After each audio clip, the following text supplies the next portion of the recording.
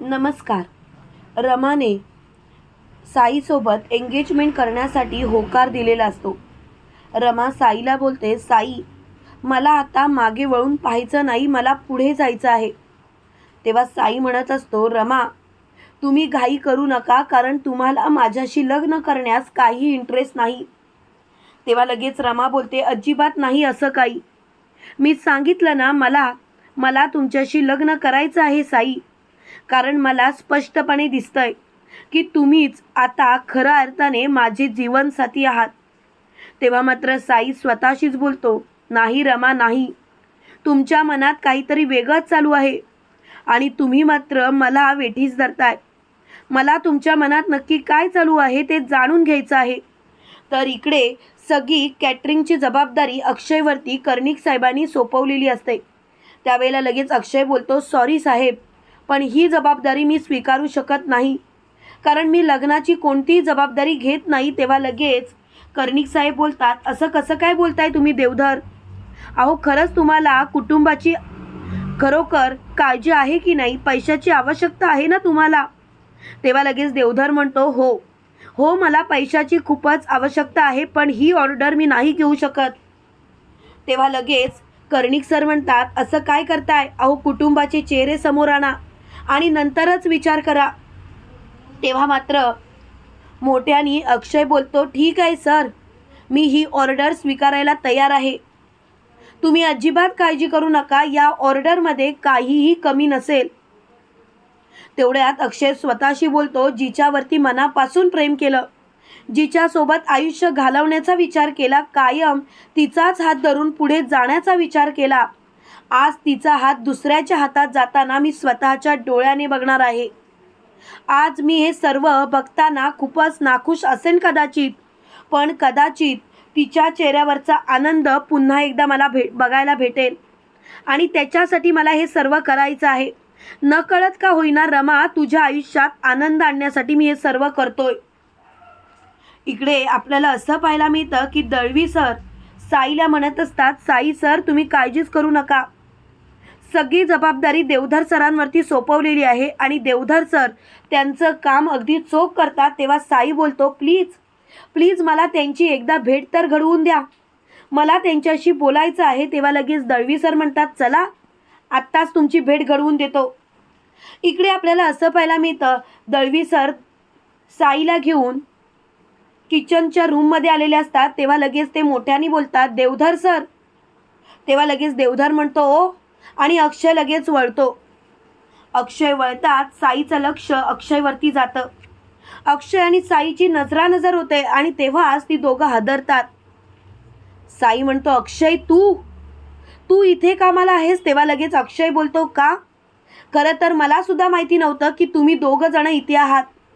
तुम्ही दोघं इथे आहात हे जर का मला माहिती असतं तर कदाचित मी इथून कुठेही गेलो नसतो. खरं सांगायचं तर मी इथे आलोच नसतो. तेव्हा लगेच साई बोलतो, प्लीज प्लीज अक्षय, असा गैरसमज करून घेऊ नकोस. तेव्हा लगेच अक्षय बोलतो, साई गप्प बस रे. अरे काय नशीब आहे माहिती आहे का तुला माझं?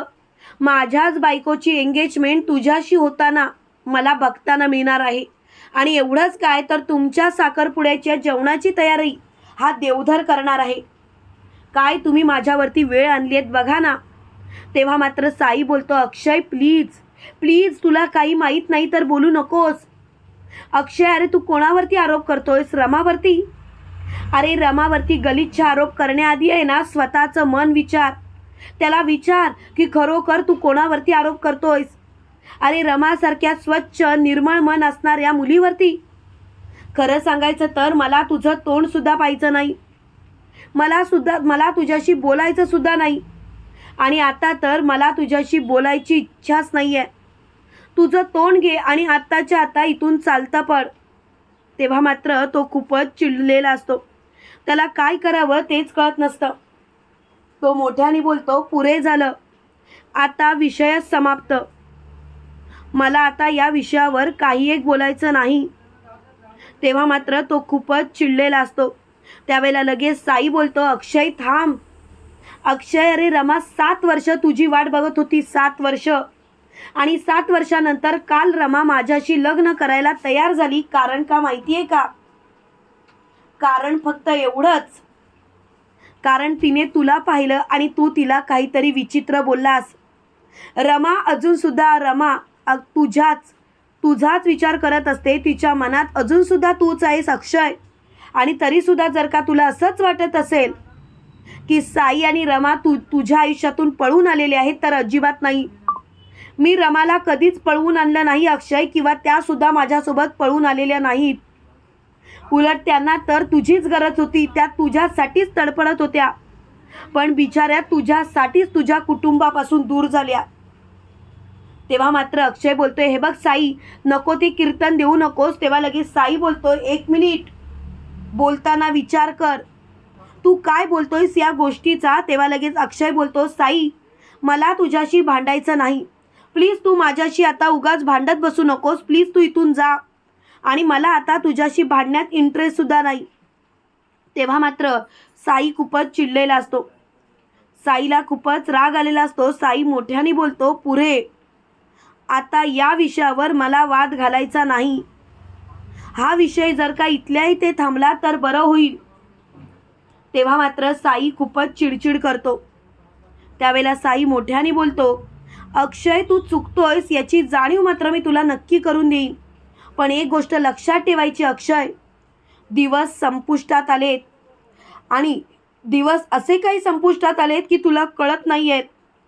तेव्हा मात्र अक्षय स्वतःशीच बोलतो, काय संपलंय आणि काय नाही हे मला माहिती आहे.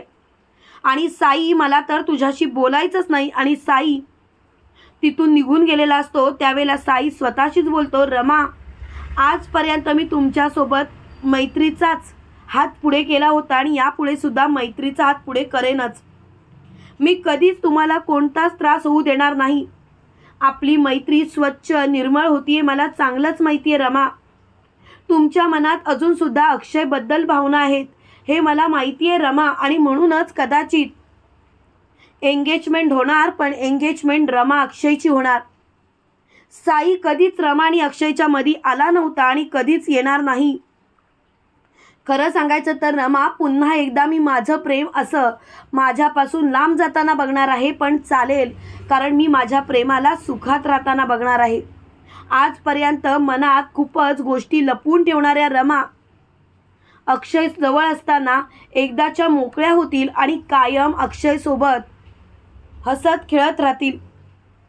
खरं सांगायचं तर मला या गोष्टीचा खूपच विचार करावासा वाटतोय. पण कितीही काही झालं तरी सुद्धा अक्षय आणि रमा एकत्र आलेच पाहिजेत.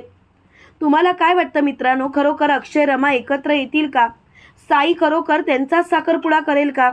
कमेंट करून नक्की कळवा. आणि असेच मालिकेंचे नवनवीन अपडेट पाहण्यासाठी व्हिडिओला लाईक आणि चॅनलला सबस्क्राईब करायला विसरू नका. थँक्यू.